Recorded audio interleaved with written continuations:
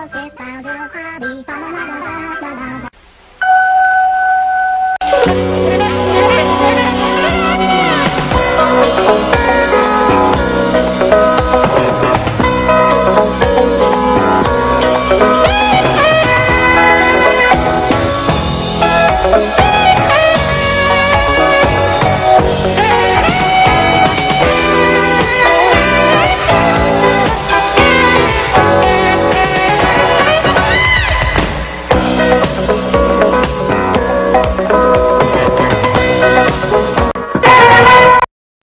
Okay, welcome back to Pat and Ken at the Holidays 2010. I think those last two segments have warmed us up, Ken. And they've warmed the cockles of our heart. That's right, Ken, the cockles. Can you say cockles on television? I don't know, Ken. On YouTube you can say anything. All right. This is our TV show and surreal segment, Ken, and we're going to open up with a couple of TV classics. They're Christmas episodes, as we did last year with Bewitched. We're going to do the Honeymooners and the Beverly Hillbillies. They're classic Christmas episodes, meaning that when their series, well, the Honeymooners, that was the only Christmas episode. This was the Clampetts' first one. So let's start with the Honeymooners. Ken, give us a rundown of what happens in that episode. Well, for those of you who maybe don't know who the Honeymooners were, Jackie Gleason, Art Carney, Audrey Meadows, and Joyce Randolph. This episode, the story centers around basically Ralph buying his wife a Christmas present. But wait till you see what I got her. Yeah? When she sees this, she flips. Absolutely flips. Where'd you get it? It's under the icebox. Mind if I take a look? Be my guest. I can't wait till she sees it.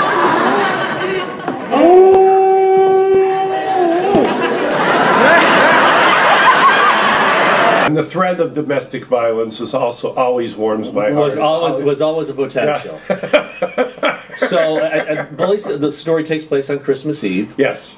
And it's basically a retelling of The Gift of the Magi, Ken. The O. Henry short story. I think we all realize that. That goes without saying. Well, I got nobody to blame but myself. It's my own fault. I take $22 that I'm saving up, throw it away on a bowling ball. I could have got her a beautiful gift with that. Wait a minute. That's it. Yeah, in fact, Gleason has said that he dedicated the Honeymooners to the people he grew up with, because those were the people. They were blue collar guys who lived very modestly, paycheck to paycheck, and you know that's pretty much what. And they pretty much beat their wives, I guess, because to the moon, Alice. You know what I'm saying? I don't know. I don't know. It's Christmas morning. Yes. They come out and they're going to exchange presents. Yes. And she gives him a bowling ball bag. But he has sold his bowling ball to get her the new present. Exactly. All right. The gift of the Magi. The key moment, I think, in this is when Jackie Gleason talks about Christmas time in general. Especially when it gets real close to Christmas night. Everybody's walking home. You can hardly hear a sound. Bells are ringing. Kids are singing. Snow is coming down. And boy, what a pleasure it is to think that you got some place to go to. And the place that you're going to has somebody in it that you really love. So let's talk about the Beverly Hillbillies. What did you think of the Beverly Hillbillies overall when you were a kid? Did you like the show? I did like the show. I did too. I did. I think it was a very popular show. Yeah. Jed goes out one day shooting for some food. Up through the ground came a bubbling crude. And oil has never lost its value. No, it has not. I reckon Jethro means this Beverly Hills snow ain't the kind that falls down from the sky. That's right. You just throw this around by hand. Pitiful place, pitiful. Don't even know how to snow proper out here. Granny, Christmas ain't no day to go lambasting Beverly Hills. They had to move from the land, but why didn't they just move to the next town? Exactly. and build a mansion. Let's say, you know, go somewhere where you're going to be completely out of your element. Okay, but I guess that's what the comedy ensues then. Yeah, Irene Ryan was a consummate pro, and so was Jed. Absolutely, yep. Buddy Epson. So was Nancy Cole.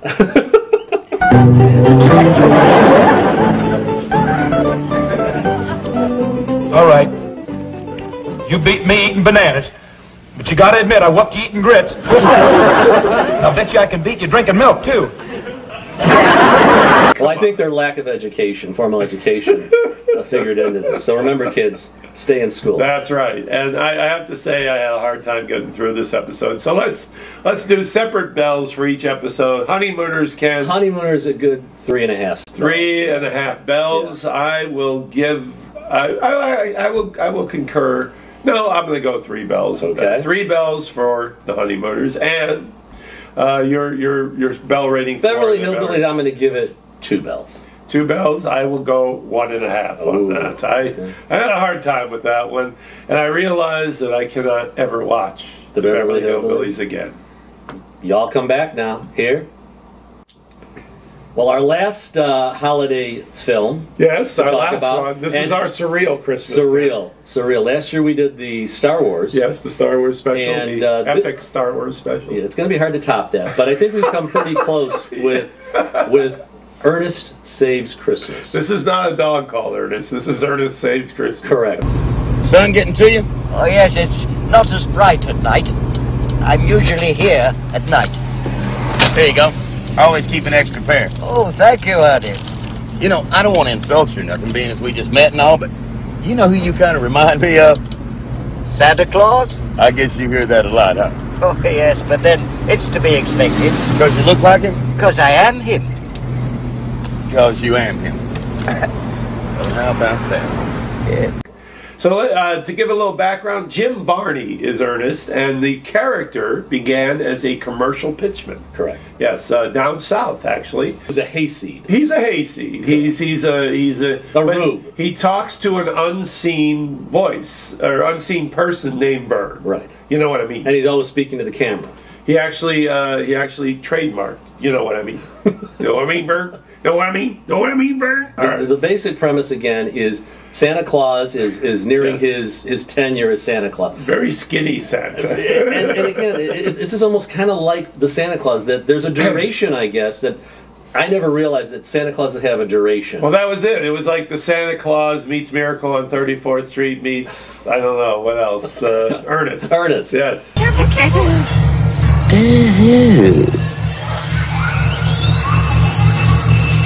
Look, I told you, now you're nuked, man. Unless I'm wrong, and I hardly ever am, this is for you. Now, ain't that just exactly what you wanted for Christmas? What are you, crazy? You had a young girl who played a part in it. She was like a street urchin. A runaway. Street urchin with a belly shirt. Right. Thank you very much. She looked kind of like this was the very 80s. It was very late Pat 80s. Benatar. Yeah, she was with early Madonna. Yeah, very. She had street savvy. Again, the whole magic of Santa is completely diminished in this film. I mean, like you said, he's kind of thin. He's in Florida. He gets arrested. I mean, Santa always gets arrested now. They put him in a drunk tank with a bunch of ruffians. It's very. He has singing carols. Right. With the claps.